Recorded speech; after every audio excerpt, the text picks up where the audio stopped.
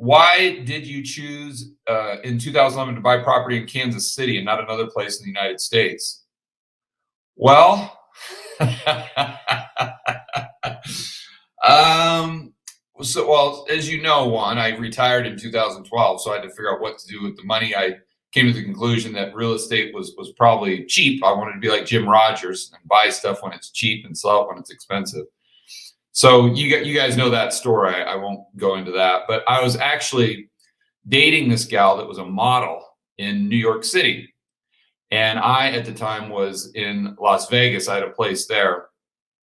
And so she had family in Kansas City.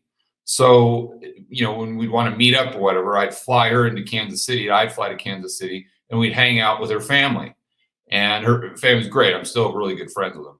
But so one night we were out and we were, having some beers and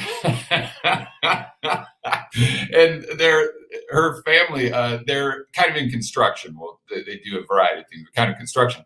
And they're telling me how you could buy these houses at the tax foreclosure auction for like $5,000. I'm like, what? Okay. So, your spidey senses kind of go up and you're like, okay, something doesn't sound right there, because if you could buy a house that cheap, why isn't everyone there bidding up the price? I know how free market works.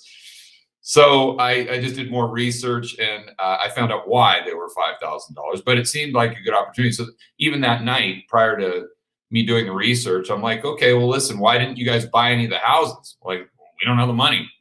I'm like, okay, well, I got money. So if I buy the houses and if I give you the money to fix them up, you guys fix them up, we'll just split profits. And they said, yeah, that sounds great.